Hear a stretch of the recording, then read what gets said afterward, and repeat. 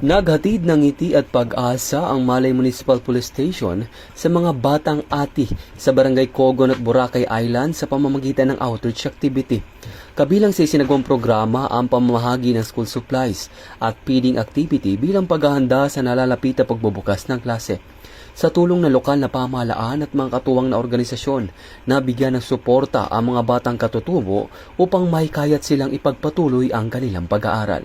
Patuloy namang isinusulong ng PNP ang mga programang naglalapit sa kapulisan at komunidad sa ilalim ng advokasiyang bagong PNP para sa bagong Pilipinas. Serbisyong mabilis, tapat at nararamdaman.